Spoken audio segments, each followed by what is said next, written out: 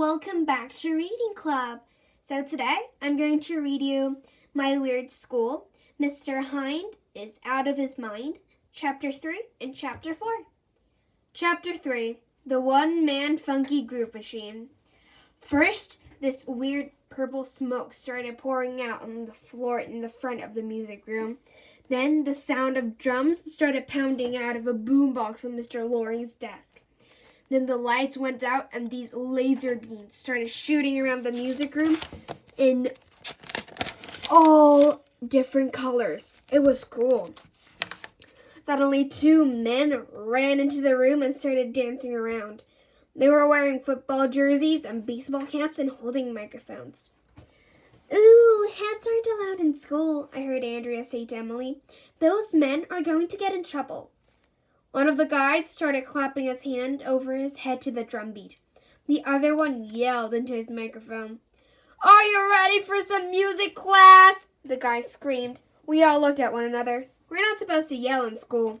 But Miss Daisy wasn't there, so I figured it was okay. "Yeah," I yelled. "I said, are you ready for some music class?" the guy repeated. "Yeah," everybody yelled. "Are you ready to get down?" the guy screamed. "We're already down," somebody yelled.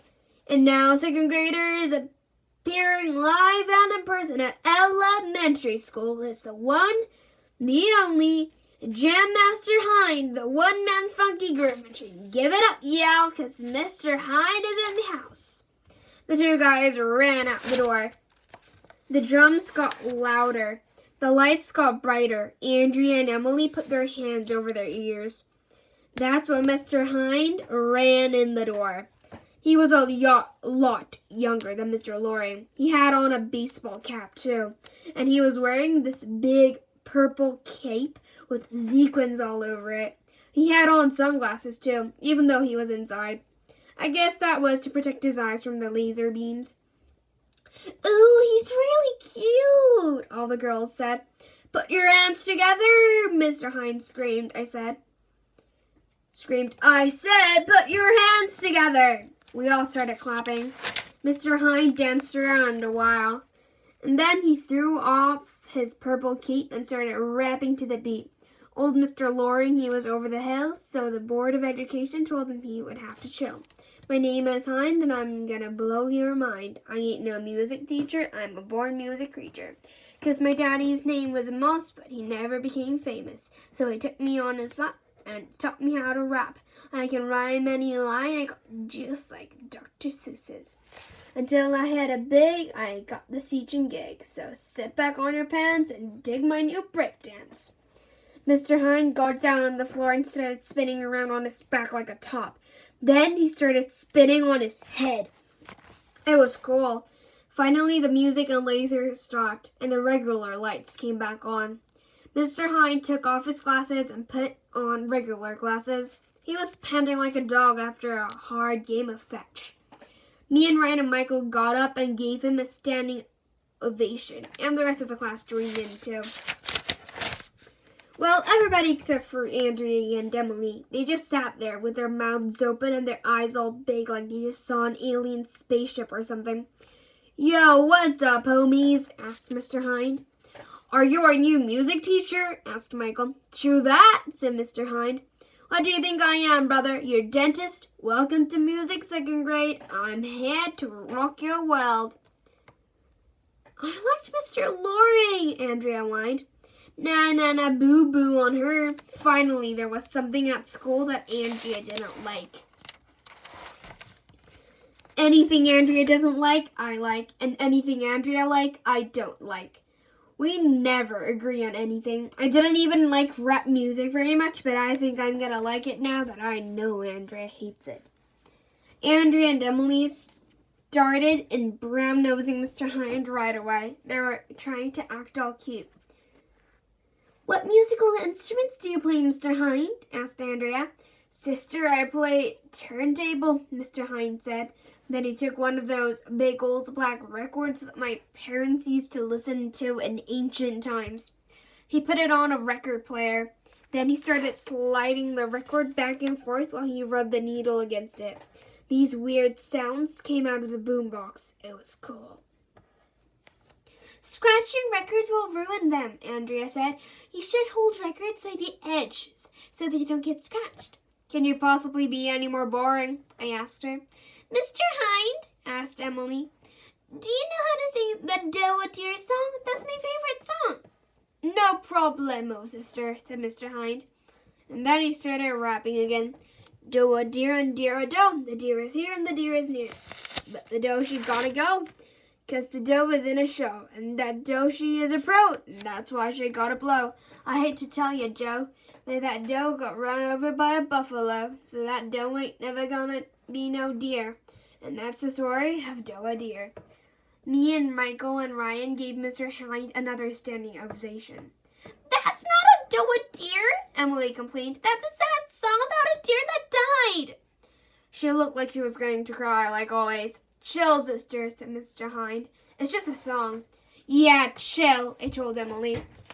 Andrea said she knew the real Do a Deer song, and she started singing it, but she only got up to the part about the drop of golden sun when Mr. Hynde held up his hand like a police officer telling you to stop your car.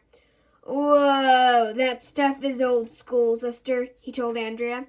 It's so yesterday. I like Mr. Hynde's Do a Deer song better, I said. Me too, agreed most of the other kids. Are we going to learn about all the great composers? Andrea whined, like Beethoven and Mozart and Gershwin and Ivory and Berlin? Those dudes didn't boogie, said Mr. Hynde. I never listened to that stuff. This year in music class, I'm going to teach you how to get down and get your swerve on.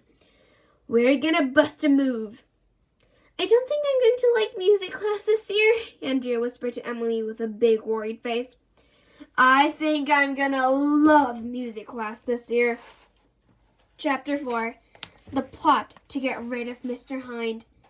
Mr. Hynde is the coolest teacher in the history of the world, I told the guys. We were sitting around in the vomitorium eating lunch. I traded my peach to Ryan for his cookies because food that has hair on it is disgusting. Ryan will eat anything, though. Once he even ate a bug. He doesn't act like a music teacher at all, said Michael. The best part is, we'll never have to sing that dumb cookie jar song again, Ryan said. We all did a big high five over that. At the next table, I could hear Andrea and Emily moaning and complaining about Mr. Hynde. He's really cute, and he's a pretty good singer, Emily said, but he doesn't even play any musical instruments. How can you be a music teacher when you don't play a musical instrument? He has no right to be teaching music, Andrea said. I'm going to ask my mom to talk to Principal Klutz. Maybe she can get Mr. Hynde fired. Me and Michael and Ryan turned around at that. What? We shouted. Mr. Hynde is a terrible music teacher, Andrea said. My mom is the PTA vice president, and she said that if enough parents complain about a teacher, they can get the teacher fired. It figured that the school finally replaced that old dinosaur Mr. Loring with somebody cool, and Andrea would start complaining. What is her problem? I think Mr. Hynde is incompetent, Andrea said. He wears diapers? I asked. Not incontinent, dumbhead, Andrea said. Incompetent. It means he doesn't do a good job. Yeah, said Emily. That Emily agrees with anything Andrea says. She's so annoying. I decided to yank her crank. Maybe Mr. Hynde isn't a music teacher at all, I told her. Did you even think of that? What do you mean? Emily asked. I mean, maybe Mr. Loring wasn't fired. Maybe Mr. Hynde kidnapped him and stuffed him in a piano and dumped it in the river. Stuff like that happens all the time, you know. Emily looked worried, like I wasn't even kidding. That girl will fall for anything. We've got to do something, Emily said. Then she went running out of the vomitorium. Emily is weird. So that's the end of this channel. I hope you enjoyed it, and if you did, please click many likes and subscribe Reading Club. So I'll come back later with a new and improved channel. Bye everybody, see you later.